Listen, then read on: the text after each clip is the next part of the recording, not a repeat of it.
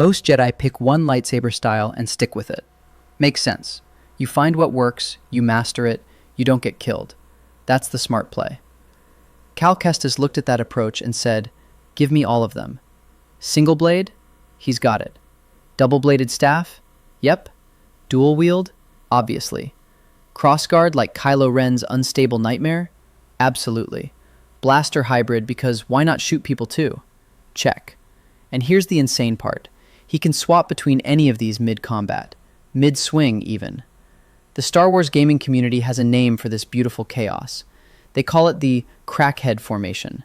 That's not an insult. It's respect. When Respawn Entertainment released Jedi Survivor in April 2023, they handed players 5 distinct combat stances that could be swapped with a button press while actively fighting enemies. No other Jedi in any Star Wars movie, show, book, or comic has ever possessed this level of mechanical versatility. Cal Kestis became the single most adaptable lightsaber wielder in the entire franchise. And he did it in a video game, not on a movie screen. Which brings us to the real question. Why did it take a video game to finally do this? Why did 46 years of Star Wars films play it so safe, while games experimented wildly? The answer involves fragile aluminum props, practical filmmaking constraints, and a medium that didn't need to worry about either. This is the story of how video games became the real lightsaber laboratory, while Hollywood stuck to the basics, and how Cal Kestis represents the ultimate proof that games do lightsabers better than movies ever could. Let's start at the beginning. When George Lucas filmed the first lightsaber duel in 1977, Obi-Wan versus Vader on the Death Star, the props were fragile aluminum rods coated in reflective material. They couldn't take real impact. Mark Hamill and David Prowse had to swing carefully, deliberately, because aggressive choreography would have shattered the damn things. The glowing blade effect? Added frame by frame in post-production using rotoscoping. Painstaking work that took weeks for minutes of footage. So the original trilogy fights were modeled on kendo and classical Hollywood swashbuckling. Wide swings, clear emotional intentions. The focus landed squarely on drama over technical demonstration. When Luke fought Vader on Cloud City, you weren't watching a martial arts showcase. You were watching a conversation about legacy and fear conducted with laser swords. The choreography served the emotion. Nobody cared whether Luke was using Form 5 or Form 7 because audiences couldn't participate in selecting moves. They just needed to feel something. By Return of the Jedi, the props improved slightly. Sturdier rods allowed more aggressive action. Luke, hammering at Vader's defenses in that final throne room confrontation, conveyed rage through sheer overhead repetition. The same strike over and over, losing control, giving in to anger. Effective storytelling. But the foundation was locked in. Lightsaber combat in film meant dramatic confrontation, not technical showcase. And the weapons themselves? One hilt, one blade, blue for heroes, red for villains, green for Luke's new construction. That was the complete design vocabulary of the original trilogy. No variations, no customization. Elegant simplicity that became iconic precisely because of its constraints. This wasn't laziness, it was practical necessity. Every design variation would have required new prop engineering, new actor training, new visual effects approaches. The original trilogy lacked both the budget and technology for experimentation. Those fragile rods breaking on contact weren't going to accommodate exotic grip configurations or modular hilts that transform mid-scene. Lightsabers became elegant weapons for a more civilized age, exactly as Obi-Wan described them. But simplicity meant limitation, and limitation meant opportunity for someone else. Then 1999 happened. The Phantom Menace promised to revolutionize everything, and honestly, it delivered on lightsaber combat. Ray Park, cast as Darth Maul, was an actual martial artist, a wushu practitioner and gymnast whose physicality transformed what these fights could look like. Duel of the Fates against Qui-Gon and Obi-Wan remains one of the most celebrated action sequences in franchise history. The choreography moved faster than anything the original trilogy attempted. Athletes fought instead of actors pretending. More importantly, Maul carried the first major lightsaber variant ever shown on screen, the double-bladed staff, with emitters on both ends of an elongated hilt. This was genuine innovation. The staff configuration created completely different combat geometry. Maul could attack from both ends, spin the weapon for continuous defensive coverage, maintain pressure against two opponents simultaneously. Stunt coordinator Nick Gillard developed a fighting style specifically for that double-bladed weapon, emphasizing rotation and momentum and constant motion. For the first time in Star Wars history, a lightsaber's design directly affected how its wielder fought. The prequels also codified the 7 classical lightsaber forms that became standard fan vocabulary. Form 1, Shi-Cho, the ancient foundation. Wide, sweeping motions designed for combat against multiple opponents, the first technique all Jedi learned. Form 2, Makashi, elegant dueling precision refined specifically for lightsaber versus lightsaber combat, which is why Count Dooku used a curved hilt, designed to enhance those intricate wrist movements and angular parries. Form 3, Soresu, pure defense, tight energy conservation, minimal movement, Obi-Wan's specialty during the Clone Wars. Form 4, Ataru, the acrobatic nightmare that explained how 800-year-old Yoda could flip around like he was possessed, using the Force to enhance physical movement beyond normal limitations. Form 5 split into 2 variants, Shien for deflecting blaster bolts back at shooters, and Jem-So for aggressive counterattacks that turned defense into immediate offense. Anakin Skywalker's whole deal, raw power channeled into overwhelming strikes. Form 6, Niman, the diplomat's form, balanced but not exceptional at anything, borrowing elements from all previous forms without specializing. Form 7, Juyo, dangerous, emotional, unpredictable, the basis for Mace Windu's Vapod, which channeled internal darkness into combat without succumbing to the dark side. Nick Gillard assigned specific forms to each major character based on personality. Obi-Wan's patient defense reflected Sarisu. Anakin's aggression mapped to Jem-So. Yoda's impossible acrobatics embodied Ataru. Dooku's precise elegance demonstrated Makashi. This framework gave prequel duels an internal logic that fans could analyze obsessively, debating which forms countered which and why certain matchups favored certain fighters. But here's what the prequels didn't do. They never innovated weapon design beyond Maul's staff and Dooku's curved hilt. Across 3 films spanning 6 years and containing dozens of lightsaber battles, those remained the only variations from standard configuration. No tonfa grips, no modular hilts, no mid-combat transformations, no shotos used as offhand weapons. Choreography evolved dramatically. Weapons stayed conservative. Why? Same practical constraints as always. Actor training takes months. Prop construction requires engineering. Universal audience comprehension demands visual clarity. A Star Wars film needs to appeal to casual viewers worldwide who've never heard of Jarkai or Makashi. Exotic lightsaber variants would require explanation, visual grammar that audiences must learn while watching. The prequels chose complexity in choreography over complexity in design because one was achievable and the other risked confusion. And then games said, "Hold my blue milk." The year 2003 changed everything. 2 releases that summer and fall, Knights of the Old Republic in July, Jedi Knight, Jedi Academy in September, established design philosophies that every subsequent Star Wars game would build upon.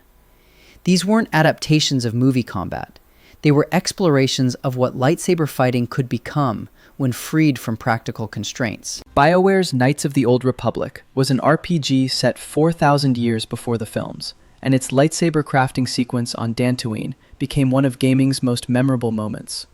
Players selected their kyber crystal, chose their hilt style, constructed a weapon that represented their character's alignment and preferences. The game paused to make this feel ceremonial, important, personal.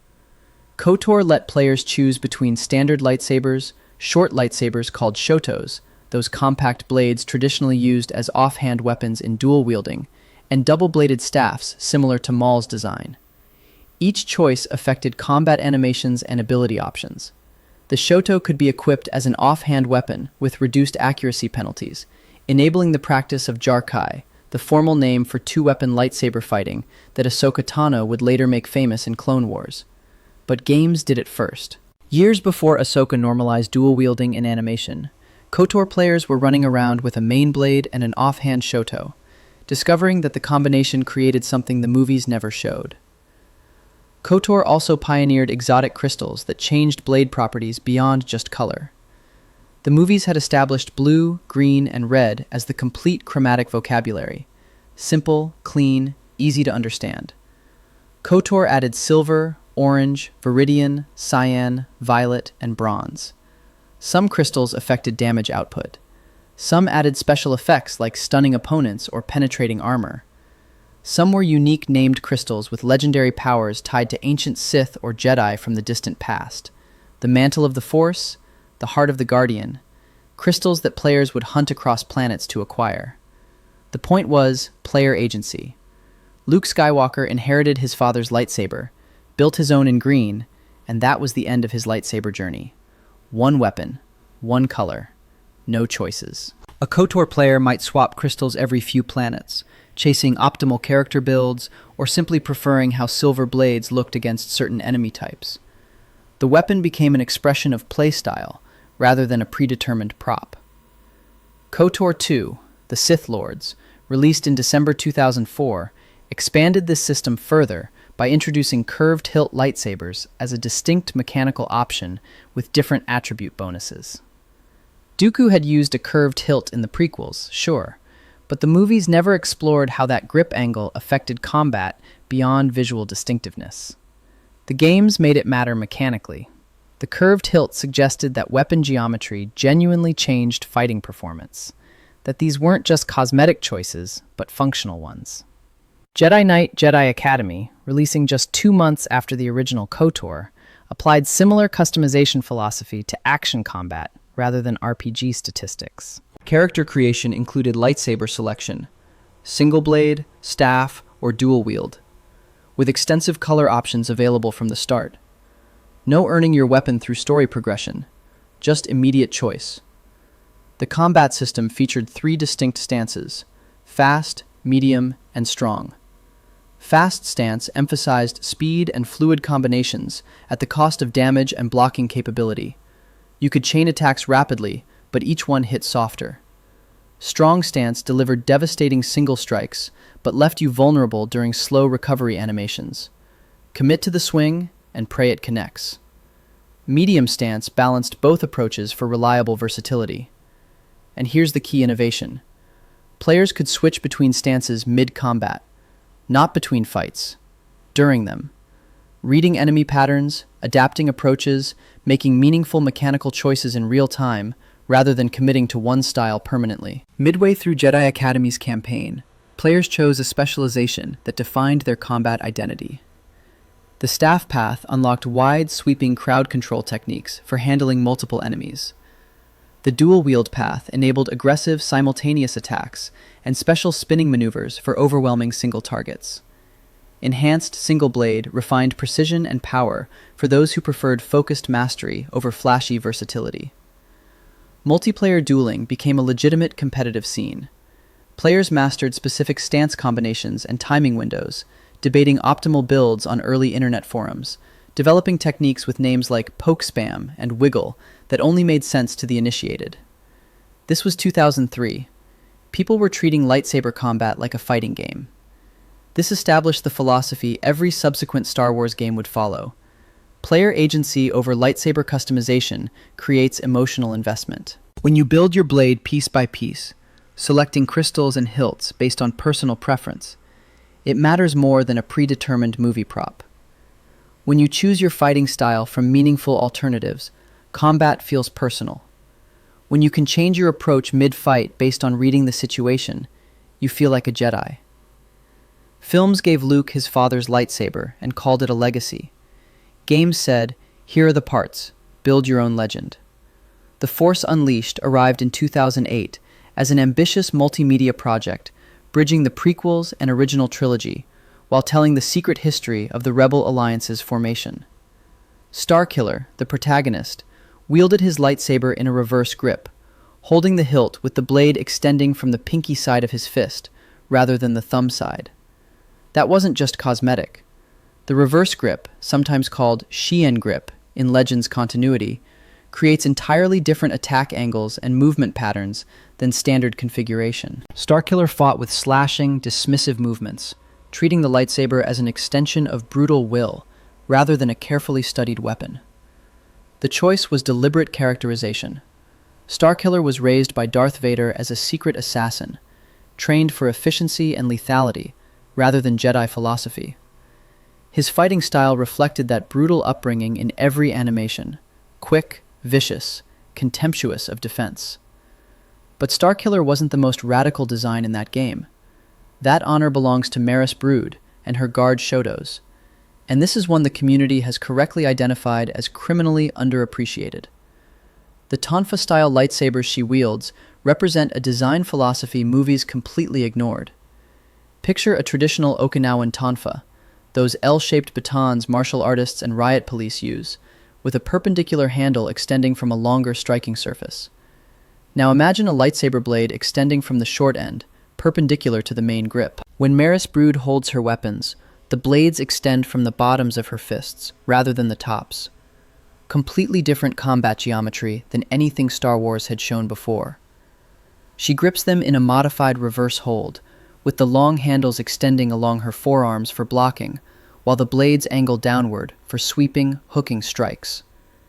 Maris herself carried one of those tragic Order 66 survivor backstories the expanded universe loved exploring. She was a Zabrak Padawan, same species as Darth Maul, with characteristic horns and facial markings, who escaped the Jedi Purge alongside Master Shaak Ti. They fled to Felucia, that fungal nightmare planet glimpsed briefly in Revenge of the Sith, where Shaak Ti attempted to continue her training in hiding. It didn't work. Isolation and Felucia's dark side corruption took their toll on the young Padawan.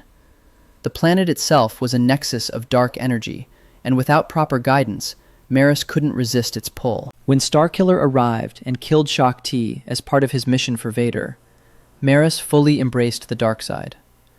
She became a boss fight that traumatized an entire generation of players with her aggressive, feral combat style. Crouching, lunging, those Tonfa blades hooking around guard attempts from angles that felt wrong.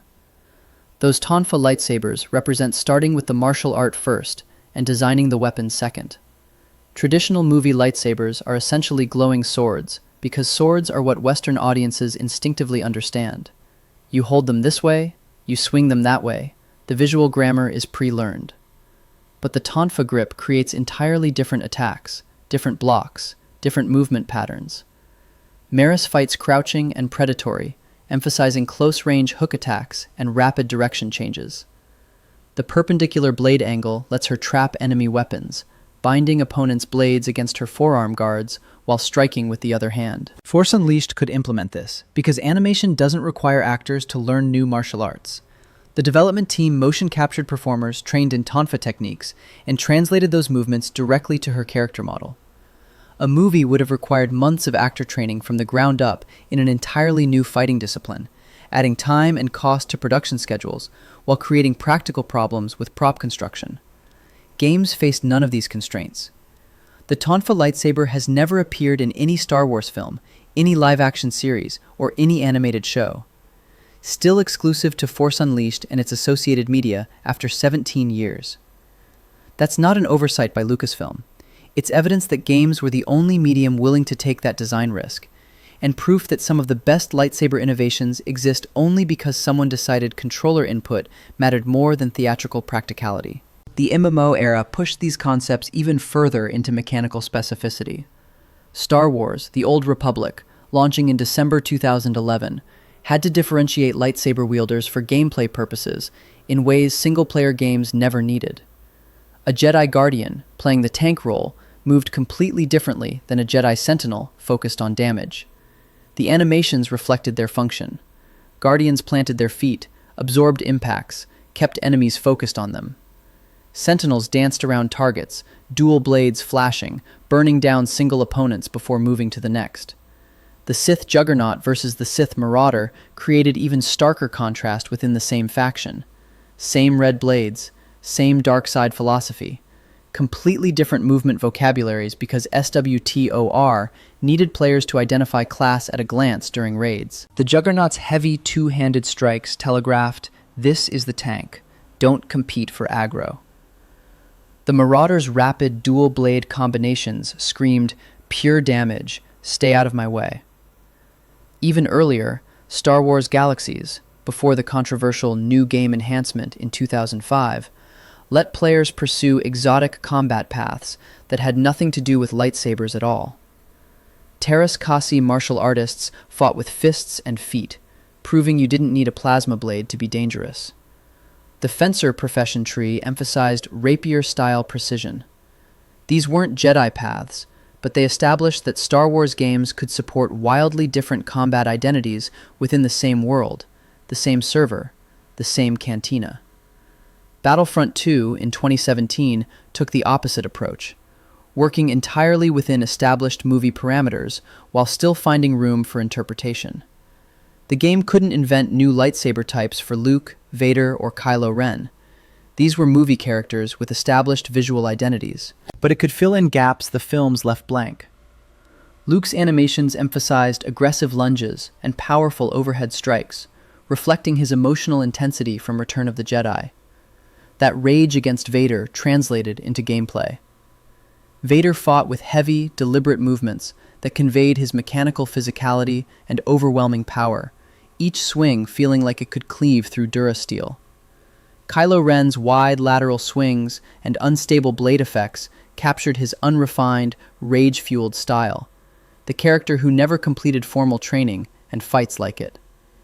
These weren't new weapons, but they were new interpretations, games treating combat as character expression in ways films couldn't explore during limited screen time. A movie shows Kylo Ren fight for maybe 3 minutes total across a 2-hour runtime. Battlefront 2 players spent hours feeling how his instability translated to unpredictable hitboxes and aggressive chase-down potential. Speaking of design choices that should never have been made, we need to briefly acknowledge the Inquisitors. Star Wars Rebels premiered in 2014 with these Force-sensitive agents hunting surviving Jedi. They carried double-bladed lightsabers housed in circular guards that could rotate around the grip. In theory, this allowed defensive blade walls and unpredictable attack patterns. In practice, it looked like a weaponized ceiling fan. The design reached peak absurdity when the show revealed Inquisitors could spin their blades fast enough to function as helicopter rotors, actually flying, using their lightsabers. The image of a Sith agent rising into the air on spinning red blades broke something in the collective Star Wars consciousness. Not all lightsaber variants deserve celebration. Some innovations are mistakes that should have stayed in the writer's room. Moving on to things that actually work, which brings us back to Cal Kestis and the beautiful chaos of the Crackhead formation. Jedi Fallen Order released in November 2019, with Cal starting as a traumatized survivor working in a Bracca junkyard, cutting apart old Clone Wars ships for the Empire while hiding his Force abilities. His master Jaro Tapal died protecting him during Order 66, and Cal carried that trauma into gameplay mechanics. He didn't start as a competent fighter. He had to remember. The game introduced his unique lightsaber gradually. Cal began with a single blade, the broken remains of his master's weapon, damaged during their desperate escape from the clones. Later, Seer Junda, his mentor figure aboard the Stinger Mantis, helped him repair and modify the hilt. BD-1, his adorable droid companion, could interface with the saber's modular construction, enabling a transformation mechanic that no previous Star Wars game had attempted. The hilt splits and reconnects into different configurations. Fallen Order gave Cal 3 configurations by endgame. Single blade for precision and parrying, double blade for sweeping crowd control, and a split dual-wield mode for aggressive offense. Players could swap between them mid-combat. Already more versatile than any movie Jedi, already pushing boundaries that films never touched. But Respawn wasn't done. Jedi Survivor in April 2023 expanded Cal's arsenal to 5 full stances, each with distinct animation sets, timing windows, and tactical applications. Single blade returned as the balanced foundation. Moderate damage, reliable parries, the default Jedi experience. Double blade returned for sweeping coverage against multiple enemies. Dual-wield returned for aggressive offense with rapid strike sequences. Then, the new additions. Crossguard stance. Slow, heavy, devastating overhead strikes using a modified hilt with lateral vents like Kylo Ren's unstable blade. The recovery animations punished whiffed attacks, but successful hits staggered enemies, opening them for follow-up damage. High risk, high reward. And blaster stance. Cal holding his lightsaber in one hand while shooting enemies with a pistol in the other, mixing ranged and melee attacks into combinations that no traditional Jedi would ever endorse. Because why not? Because the game could let you do it. 5 stances. Any 2 equipped simultaneously for quick swapping. Accessible mid-combat through a single button press. The Crackhead formation emerged because players discovered you could switch stances between individual attacks, chaining completely different fighting philosophies into sequences that would make any classical Jedi instructor weep. One moment you're using precise single-blade parries to deflect a strike. Next you're spinning a double blade through 3 enemies who close distance. Then you're shooting a 4th enemy while switching to Crossguard for an overhead slam on a 5th. The technical achievement here deserves attention. Jedi Survivor's animation system handles stance transitions through blend states that interpolate between movesets without jarring visual discontinuity. When you switch from double blade to Crossguard mid-combo, the game smoothly transitions Cal's grip, posture, and footwork through intermediate frames. The hitbox calculations adjust in real time to match the new weapon configuration. This isn't just selecting from a menu between fights. The combat system actively tracks your stance, your position, enemy states, and animation timing to make these transitions feel fluid rather than mechanical. Compare this to Force Unleashed, where Starkiller's reverse grip was a baked animation style. You couldn't switch to standard grip mid-fight because the entire moveset assumed reverse grip geometry. The technology evolved. Jedi Survivor represents the cumulative achievement of 2 decades of Star Wars game combat development, building on every innovation that came before. No other Jedi character in any Star Wars media possesses this versatility. Ahsoka Tano uses Jarkai dual-wielding exclusively. 2 blades, 1 style, her entire identity. Darth Maul committed to his staff configuration so completely that he built a second one after Obi-Wan cut him in half. Count Dooku mastered Makashi with his curved hilt, perfecting one form rather than dabbling in many. Luke Skywalker used standard single blade throughout the original trilogy and never experimented with alternatives. Even Anakin, arguably the most aggressive and adaptable movie Jedi, stuck to one weapon configuration while varying his techniques within that constraint. Cal Kestis changes weapons while actively fighting, multiple times per encounter. Based entirely on player choice and combat reading, he's not following any classical form. He's following all of them simultaneously, pulling techniques from contradictory philosophies and making them work through sheer mechanical possibility. Soresu defense into Ataru acrobatics into something that doesn't have a name because the Jedi Order never imagined someone would fight this way. The Crackhead formation isn't chaos, it's freedom. And that freedom exists because video games don't face the same constraints as films. No actor needs to physically learn 5 different fighting styles with distinct footwork, grip changes, and body mechanics. No props need to transform safely on set between takes. No choreography needs to account for camera angles that might confuse casual audiences watching once in a theater. No editor needs to cut the fight for narrative pacing rather than technical showcase. The animation team just built it because they could, because the medium allowed it. Look at the full progression. 1977. Fragile aluminum rods requiring careful handling. Fights serving drama over spectacle. 1999. Practical improvements allowing Maul's staff and prequel acrobatics. Choreography complexity increasing while weapon design stays conservative. 2003. Games introducing stance switching, Shotos as mechanical options, exotic crystals with gameplay effects, meaningful customization that films never attempted. 2008. Tonfa lightsabers, requiring martial arts entirely different from movie swordplay. Reverse grip as a character statement. 2011. MMO differentiation, forcing distinct animation vocabularies for the same weapon class. 2019.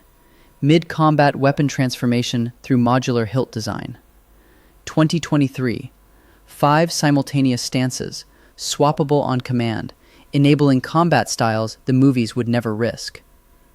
Every major lightsaber innovation after the curved hilt happened in games.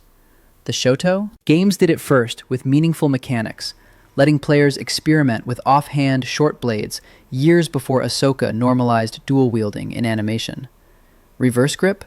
Starkiller introduced it as an actual fighting approach with complete movesets, while movies occasionally showed glimpses without commitment. Tonfa sabers? Exclusively games.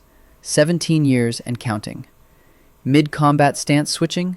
Jedi Academy pioneered it in 2003. Jedi Survivor perfected it 20 years later. When Lucasfilm develops new film or television media, they have to consider global audiences who've never engaged with Star Wars before. Toy merchandising that requires consistent character looks. Actor limitations that affect what's physically achievable on set. Practical effects budgets that constrain prop complexity. Runtime constraints that demand every fight justify its screen time. And narrative clarity that means audiences must understand what they're watching without pause buttons or wikis. Every design choice passes through multiple filters, asking, will this confuse anyone? Will this require explanation? Can we actually build this prop and train an actor to use it safely? When game developers build lightsaber systems, they ask different questions. Is this fun to execute? Does this create meaningful player choice? Can we animate this to look cool? Will players feel like they earned mastery? Games don't need every player to understand immediately. They can trust players to learn systems over hours of gameplay, introducing complexity gradually through tutorials and difficulty curves. They can teach through mechanics rather than exposition. You learn what Crossguard stance does by using it, not by watching someone explain it. They can let players discover optimal combinations through experimentation, rather than requiring comprehension on first viewing. Cal Kestis exists because Respawn Entertainment asked, what if we gave players everything? And nobody in a boardroom said, that's too complicated for general audiences. The Crackhead formation exists because video games reward mechanical mastery in ways films structurally cannot. This isn't about games being categorically better than movies. Different media, different strengths, different purposes. The films gave us iconic duels that define characters through combat. Luke's rage against Vader, Obi-Wan's patience against Maul, Anakin's desperation on Mustafar. No game has replicated that specific emotional weight of a predetermined story beat, because players aren't watching a character arc unfold. They're making choices that create their own narrative. But for pure creative experimentation with lightsaber design, for asking, what weird thing can we try, without studio executives demanding justification for toy lines, for giving players agency over their weapon in ways that make them feel like they're building their own Jedi legend, for mechanical depth that rewards learning and practice and adaptation. Games won decades ago, and they keep winning. Cal Kestis isn't just a character with cool lightsabers. He's proof that when you let creators experiment without the constraints of practical filmmaking, you get things movies would never risk. He's the culmination of 40 years of game developers asking, what if? And following those questions to their logical conclusions. The Crackhead formation isn't an accident or a meme. It's the ultimate expression of what happens when player agency becomes the primary design consideration. What if lightsabers came in different lengths? KOTOR answered that. What if grip angle affected fighting style? Dooku's curved hilt in KOTOR 2 answered that. What if you held the weapon completely differently? Maris Brood's Tonfa sabers answered that. What if stance affected combat statistics? SWTOR answered that. What if you could switch your entire combat philosophy mid-fight? Cal Kestis answered that. The movies established lightsabers as elegant weapons for a more civilized age. Simple, clean, comprehensible.